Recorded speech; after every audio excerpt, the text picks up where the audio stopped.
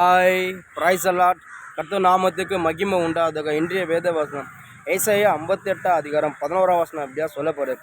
கர்த்தர் நித்தமும் உன்னை நடத்தி மகா வறட்சியான காலங்களில் உன் ஆத்துமாய் திருப்தியாக்கி உன் எலும்புகள் நிலமுள்ளது ஆக்குவேன். நீ நீர்ப்பாய்ச்சலை தோற்றத்தை போல வற்றாத நீரூற்றை போல இருப்பாய்.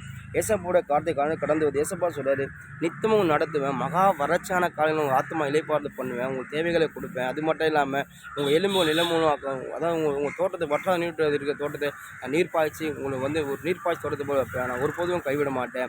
நீங்கள் என்னை நம்பி என் பக்கமாக சார்ந்து நிச்சயமாக உங்களை ஒருபோதும் கைவிட, உங்கள் தேவைகளை நான் கொடுப்பேன், நான் ஒருபோதும் கைவிட சொல்லி கர்த்தரோட வார்த்தை கடந்து வந்து நீ நம்மளோட வாழ்க்கையில் சரி, நம்ம வாழ்க்கை என்னதான் தேவைகள் இருந்தால் சரி, எப்படியாப்பட்ட தேவை இருந்தாலும் சரி, ஏசப்பா நிச்சயமாக கொடுப்பாரு. அவர் நம்மளை ஒருபோதும் கைவிட மாட்டார்.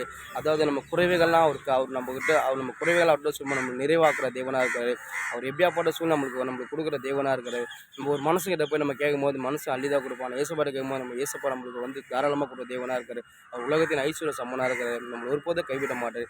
எந்த சூழ்நிலை கைவிட மாட்டார். நீங்கள் கர்த்தரை விசுவாசி, கர்த்தரை எனக்கு கொடுப்பார் சொல்லுவார்.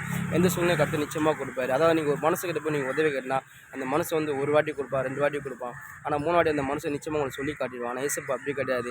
நீங்கள் எப்போ கடலை சரி, ஏசப்பா எனக்கு இது வேணும், ஏசப்பா எனக்கு அது வேணும், ஏசப்பா என்கிட்ட இல்லை, ஏசப்பா நீங்கள் கொடுங்க, ஏசப்பா நீங்கள் கேட்கும்போது நிச்சயமாக ஐயோ என் புள்ள கேட்குது சொல்லி நீங்கள் கேட்கும் போது அவர் கொடுத்துனே இருப்பார். ஏன்னா அவர் அப்படியாப்பட்ட சர்வ வல்லமுள்ள தேவன், வந்து அன்பு உள்ள தேவன், இரக்கமுள்ள தேவன், நம்ம ஒருபோதும் கைவிட மாட்டார்.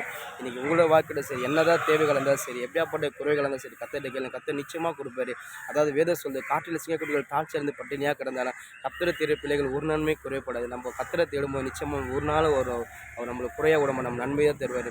நீங்கள் எந்த சூழ்நிலை சரி, கர்த்தர் நம்புங்க, நிச்சயமாக கர்த்தர் உங்களை நடத்துவார். உங்களுக்கு மகா வறட்சியான உங்கள் தேவையை சந்திப்பார். உங்கள் எலும்பு நிலமுள்ள ஆக்குவார். உங்கள் வற்றாத நீர் போல கர்த்தரை வாழ வைப்பார். நீங்கள் என்ன தேவையான கர்த்தரை நிச்சயமாக கொடுப்பாரு. அவர் கொடுக்குற சம்பவமாக இருக்கிறது.